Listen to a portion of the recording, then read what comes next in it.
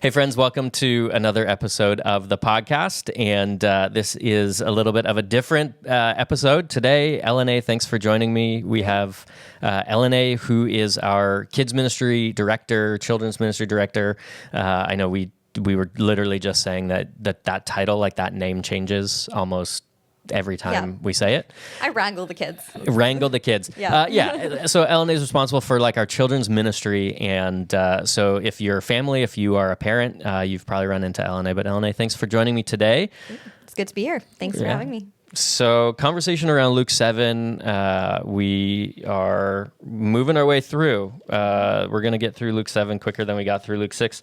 So it's a good chunk. Let's not read it today, but we do have some questions around this interaction. It's 2 or like 1.5 interactions. So if you need like a refresher, this is John the Baptist sending his messengers to Jesus with the main question of essentially, Jesus, who are you? Are you the Messiah? Are you the one that we've been waiting for, or should we wait for another one? Mm-hmm. And I know we're going to get into that and conversation around that question itself. They come, Jesus gives them an answer, and then they leave. And then Jesus turns and he explains things in sort of greater measure to the crowds who are still there. Yeah. So that's why it's kind of like, 1.5 stories. It's really one interaction, but these guys come in from John and then they leave, and then Jesus uses it as a moment to teach the crowds. So again, thanks. This will be fun, and we've got some questions, so why don't we start there? Yeah, so the first question that someone messaged us is around this idea of, when we meet John, he's introduced to us kind of as this really kind of prominent radical figure. He's out there in the desert. Way back in Luke 3, we see kind of the baptism account, and there's John the Baptist on the side of the water, Jesus being baptized, the voice from heaven is speaking, saying, "This is my beloved son." There's the Holy Spirit. Matthew describes John kind of wearing these camel clothing and eating lotus. Like this is a he's a big deal. He's a solid prophet proclaiming God's word. And now we're seeing this interaction. We're seeing, the messengers are saying, "Jesus, are you actually the one?" Mm-hmm. And we had some people wondering, is John actually questioning if Jesus is the Messiah? How do we understand where John is coming from here? Is he really wrestling with these doubts? Did he lose faith? What is kind of going on for John right now? Mm-hmm. I love this question because I really appreciate questions around faith and doubt. And I'm just trying to find some of these other verses as well, like with the baptism of Jesus in Luke and the baptism of Jesus in Matthew. There's a couple differences there that might be worth talking about. But just at like a high level, I think we often assume that faith and doubt are opposites. Yeah. That you can have great faith or you have doubt. Yeah. And, I think in part the church has not helped that. I think we have operated under a base assumption that to express doubt means that, you must not have faith. One of my favorite Catholic monastic writers, Thomas Merton, said that you can't be a person of faith without being a person of doubt. Mm-hmm. And I love that, say what you will about, Catholic brothers and sisters. I know theologically we agree on many things and theologically we disagree on many things. Yeah. I absolutely love that posture toward faith, that faith by its necessity includes doubt. So I like that as a base approach to faith and doubt. So first, just to try to dispel the idea that that to doubt necessarily means to not have faith, right? Mm-hmm. So I would agree with Thomas Merton. I think we cannot be people of faith, and we certainly can't be people of bold, significant faith without also being people who doubt and who wonder. And so I see Thomas post-resurrection. Jesus appears to all the disciples. Thomas isn't there at first, and then Thomas he gets kind of brought into the story, and he's like, yeah, I'm not gonna believe it until I put my hands in the wounds and see Jesus with my eyes and feel his body with my hands. I'm not gonna believe. Mm-hmm. And I go, we've called this dude Doubting Thomas. Yeah.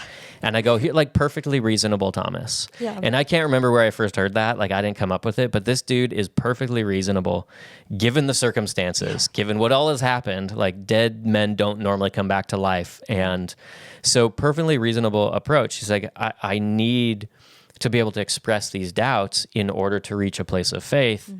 And what I love in the church is when we do that well and allow people to ask questions and voice doubts and express concern and wrestle out their faith. Like that's what's happening. They're wrestling out faith. Less so, I think it can historically have a tendency in the church to be scared of people's doubt and be scared of questions and people wrestling out in real time in front of us their faith, because it kind of forces me, like if you're wrestling your faith out and if you're expressing doubt, then that like pushes or impinges on my faith. Like what does that, like, do I know what I believe? Like, do I have the same questions? I thought I had a strong faith. Like it kind of pushes us inside. So we, I think just need to get over that challenge and struggle and say, hey, in order to be a person of good faith, like great faith, bold faith, in order to have faith, you need to be a person who doubts and who wrestles. So I think John the Baptist is doubting Jesus. Yeah. I do think so. And I don't know that I said that in that exact language yesterday. For us yesterday, we're recording this on Monday. What I said in my sermon is that John is questioning whether Jesus is the Messiah because Jesus hasn't lived up to John's expectations of what that Messiah would be and look like and do. So I do think John has doubt. I think he doesn't know who Jesus is to the extent that Jesus isn't fulfilling what John thought would be the true, right picture of the Messiah. Yeah. So he is wondering. He is expressing concern and questioning whether he has chosen to trust the wrong person. And I think that, again, like faith as a term, people can struggle with, right? Like, what does it actually mean to have faith? At the end of the day, like faith is trust. Yeah. And it's trust that Jesus is who he says he is. Yeah.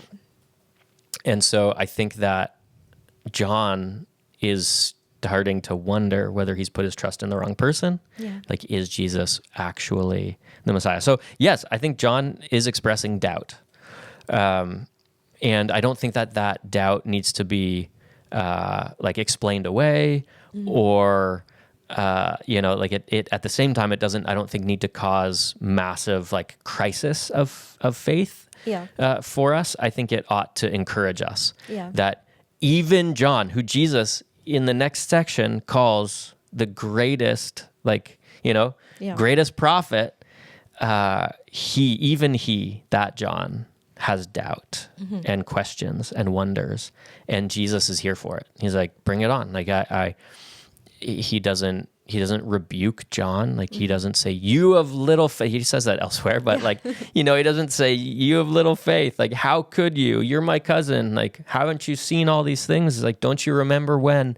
He has this very calm, non-anxious, watch what I do and make a decision for yourself. He invites John, I think, by way of his messengers, into the fullness of his doubt. Yeah. So one of the things that kind of stand out to me as an encouragement when I read this is also just, the humanity of John. Like yes, I think especially maybe with that childhood image, you see these pictures, of this man in the desert with the scraggly clothes and, he seems so kind of almost otherworldly. I think sometimes we have a lot of those ideas around the prophets in the Old Testament, these mighty men who are almost in their own class. But, you see him, just his humanity. He is going to Jesus with these doubts. And even him having seen everything he's seen and done everything he's done, he still has those emotions and those feelings and those questions. So just to your point that, having those doubts in the first place doesn't mean that, your calling or your faith or your faith journey has not been amazing or true, or it doesn't. Those two things can exist in the same person in the same time of life. But then also where he goes with that. So that's kind of the significant thing, is he doesn't just wrestle that out by himself in his prison cell. He takes this initiative to send his messengers, and he takes those doubts to Jesus, and he questions him, and he brings it to him. And then the next part, what you were saying, is kind of then Jesus's response to him. So I was hoping we could talk a little bit more about how Jesus then addresses the questions, and how does he kind of interact with John in that moment of doubt, and what can we maybe learn about that as we address the doubts of people who come to us. Yeah. Okay. So not even our own doubt necessarily. So yes, our own doubt, but also other people who are expressing doubt. So I love that angle on the question, because like, I think we have a tendency to personalize things and make it like about me and my doubt and my experience and how Jesus shows up for me, which is great and good and right. Like, it's a good place to be and to start, and if you need to sit there, wonderful. But again, I think Jesus gives us this really calm, and I use this language on purpose, like non-anxious response to John's doubt. So if you look at the story, like as the narrative unfolds, in 20, they show up. So the men had come to him. They said, John the Baptist has sent us to you, saying, are you the one who is to come, or shall we look for another? And then in 21, in that hour, he healed many people of diseases and plagues and evil spirits, and on many who were blind, he bestowed sight. And he answered them, go and tell John what you have seen and heard. Yeah. And then he goes into that line, the blind receive their sight, the lame walk, lepers are cleansed, the deaf hear, the dead are raised up, the poor have good news preached to them. And so two things are happening. One, Jesus begins by, like I've said, not rebuking John, not immediately correcting him. He doesn't chastise John for having doubt. Instead, what he invites the messengers into is just more of witnessing who Jesus is. Yeah. Like he instead of distancing himself from them in a way that, he could just simply answer, yes, I am. Go back and tell John I'm the one. Yeah. Like, put your head on straight, guy. Like, we've been over this a couple times. You've seen the thing, which in my mind was like distancing Jesus, distancing himself from the question. Which he never does. Like, Jesus doesn't distance himself from things that other people, onlookers, would perceive as like incorrect or socially taboo. So we're going to see that at the end of 7. So this coming Sunday, without spoiling, the whole sermon, we get this really awkward social interaction between Jesus, a woman who's not named, and a Pharisee. And it's, this woman comes in, Jesus is eating with the Pharisee, and the woman anoints Jesus's feet, or washes his feet with her tears and hair, and then anoints him. And it's this, like, everybody from the outside, and we're going to get into this on Sunday, everybody from the outside would be looking at this going like, what is happening? And trying to, like, it's one of those awkward situations where everything is so awkward that you're just like, I want to crawl into a hole and just, not have this happen. Yeah. And so when human inclination is to back up and kind of distance ourselves from what's happening, I think Jesus is always one who leans in. Yeah. So I see that happening here.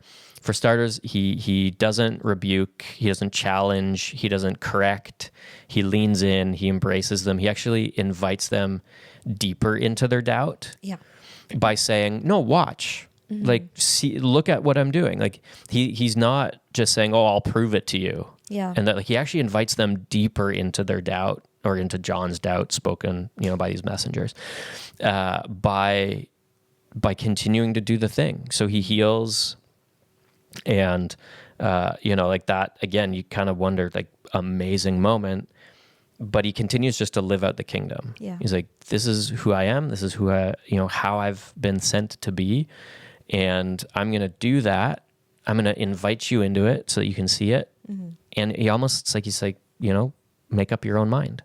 Yeah. Like, you make up your mind on this, but I'm not going to change who I am or how I am, like how I'm acting, just simply to give you an easy answer. Yeah. So invites them further into their doubt. They get to witness it happening and then make up their own minds. So he invites them into that whole journey. Then he says, finally, right? Go and tell John what you've seen and what you've heard.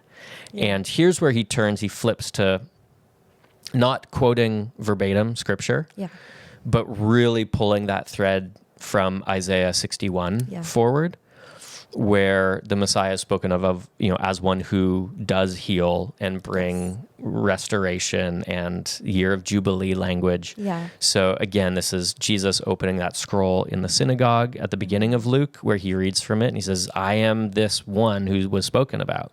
Yeah. And the blind are going to see, and the lame are going to walk, and the dead are going to be raised. And so he's really pulling that thread forward from earlier in Luke, where he's spoken those words, and ultimately from Isaiah 61. So one quick comment on that. I think Jesus actually models in a really simple way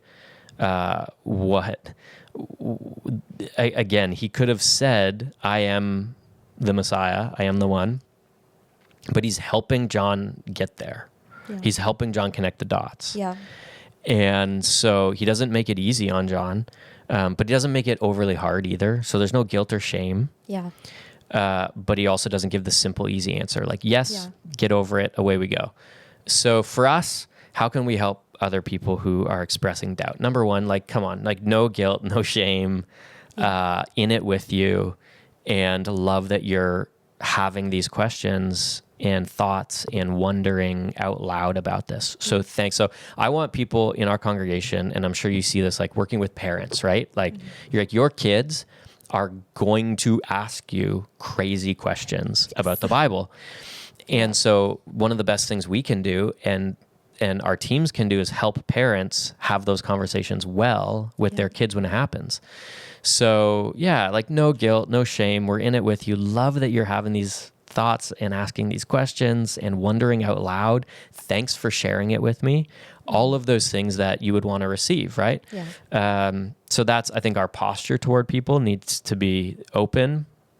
And as Jesus models, lean in and invite people further into it, sit with it.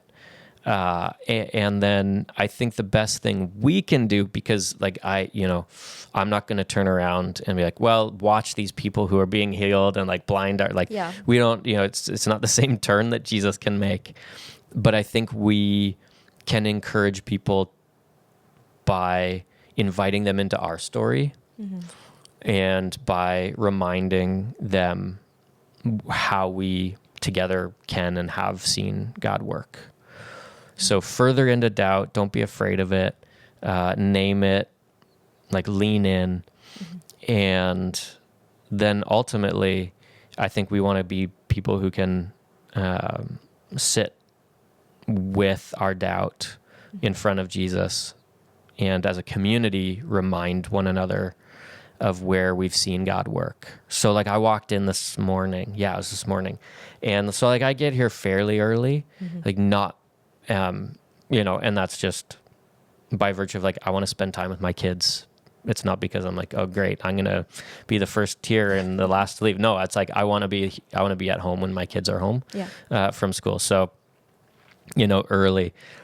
Two of our senior, two guys are here for the maintenance team. Like, and I love it. Both of them are retired.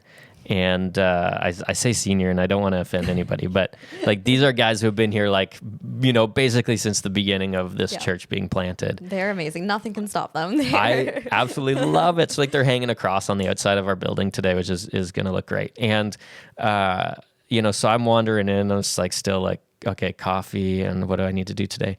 And they're telling me the story. Hey, have you heard the story of, when we did this and needed this amount of money and prayed? And like, it was like, I think the amount of money that needed to be raised was $70,000. Yeah. And in like on the day that they tallied, it was like $70,010. Yeah. So it's just like, really practical. But like these dudes are like, they're fired up about this story from, I don't, 20 years ago, maybe, where like God moved in our community and provided exactly what we needed. Like not much more, but certainly not any less. And so I said to them, I was like, these are the stories we need to hold on to and continue to pass down, even like from our generation to generation. Because it reminds us of how God has shown up. And so, it's not like your job, my job isn't to convince somebody to not experience doubt. You're not going to be able to fix someone's doubt, but we can remind people, I think, of the goodness of God. And where we've seen it at work. Yeah. As we were going through the end of community Bible study together in Luke 6, and that passage just ends with that kind of discussion on fruit, right? Like a tree and its fruit, no good tree bears bad fruit, nor does a bad, each tree is recognized by its fruit, that whole discussion.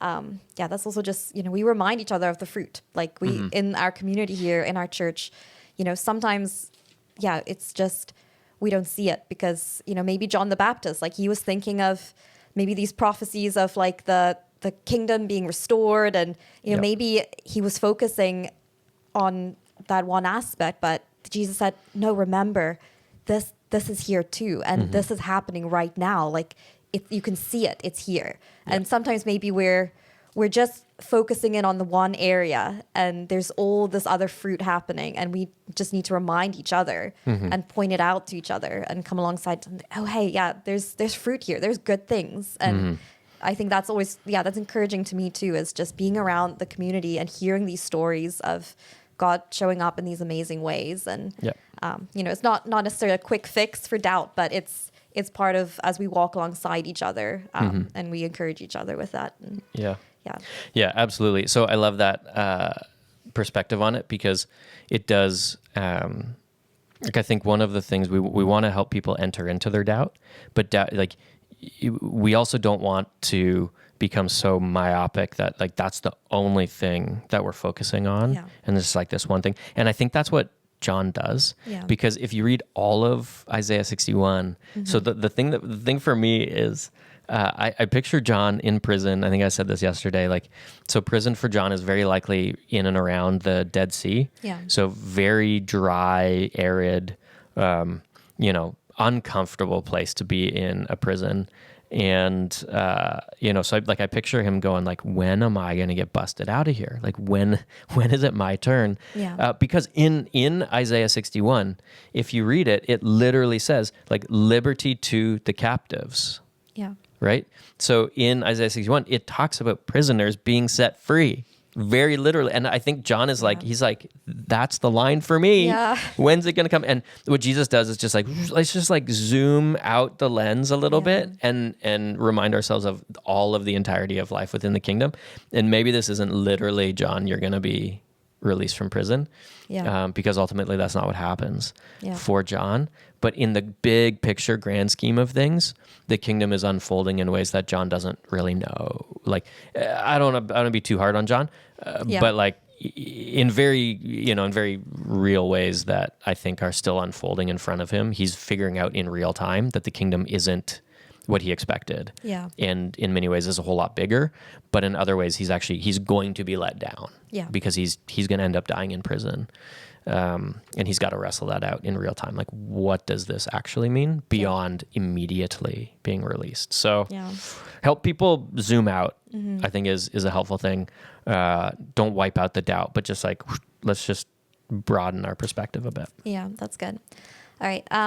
The last thing we kind of wanted to touch on briefly, and I definitely had this question when I was listening to the passage being read. I'm sure other people had as well. After Jesus tells the messengers, go and tell John. He then kind of turns around and he kind of praises John to the people. And he has this little bit where you say, He says, "What did you go out in the wilderness to see? A reed swayed by the wind? If not, what did you go out to see? A man dressed in fine clothes?" And then he says, "I tell you, he's more than a prophet, the one about whom it is written, I will send my messenger ahead of you who will prepare your way before you." And then there's this line at the end there. He says, "I tell you, among those born of women, there is no one greater than John. Yet the one who is least in the kingdom of God is greater than he." So we just kind of had a question around what does this mean that John, among those born of women, there's none greater than John, yet the least in the kingdom is greater than he. That seems like a little bit of a confusing thing to wrap our heads around. So maybe you can help us kind of tease that out a bit. Yeah, for sure. So I picture Jesus. Jesus talking in other instances about being born again, like you've been born of flesh, born of body, born of, here it says like born of women. So, obviously he's talking about like real physical birth. But elsewhere where he talks about, no, you need to be born of spirit. And I think that's a little bit of the distinction that we're seeing here. So Jesus is saying, yeah, there are two ways of being born. You can be born of flesh, like everybody has this first birth where you are born into the world. But you need to be born of spirit. You need to be born again. You need to be renewed in that way of like God's spirit getting a hold of you and recreating much of your life. And so I think here what he's saying is if life outside the kingdom and life inside the kingdom can be talked about in the kind of like birth language, born of flesh, born of spirit, then we can also look at it maybe as like perspective. So what I mean by that is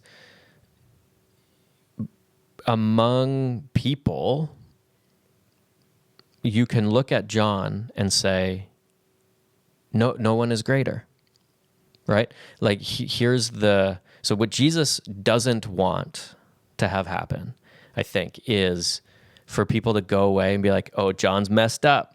He's missed the boat. John's got doubt. Like maybe John's wrong. We shouldn't listen to John. Yeah. And if John's wrong, then maybe is Jesus wrong too? Like if John was wrong about Jesus, then what does it say about Jesus? Who is he really? Like maybe Jesus is wrong. Like, so I think Jesus actually wants to reaffirm the authority with which John is moving. Yeah. But from that like outside perspective, people would see John in that light as like the greatest prophet who's lived to this date. So for the people of Israel, they have these stories, these collective narratives. They remember, I say they remember, but like collectively as a people, they remember like Jeremiah and Isaiah, and they remember the prophets who led their people through, a whole lot of turmoil and up and down and reconciliation with God, with others. Like there's a lot that the prophets led through. And what Jesus is saying is, listen, like, none greater than John. Like this, he has authority. This is the one, Malachi himself spoke about him, right? Saying, this he has prophesied about himself, John. Yeah, and so he says, "I tell you, like among those born of women, none is greater than John." So you should still listen to him. But then he flips it, and he says, "Hey, and you know what's even better than that? Anyone inside the kingdom is greater in a spiritual reality sense than John." So it's not that, I don't think he's saying like John is now lesser somehow and excluded. Like I certainly don't think he's saying that John is excluded. What he is saying is that there's a shift, and John is functionally the last prophet before Jesus. Jesus becomes the prophet. So like the office, a threefold office that Jesus holds: prophet, priest, and king. And those are his role, title, function, like how he is inside the kingdom is one who acts as prophet, one who acts as priest, and one who acts as king. So we don't need, and Justin and I had some of this conversation in an earlier episode of the podcast. So there's still the gifts of prophecy that continue. gifting through the Spirit of prophecy continues to this day. Well, actually that's argued, but I would say it continues. But need for prophet in this way is no longer needed, no longer necessary. So Jesus steps in ultimately into that ultimate role of prophet.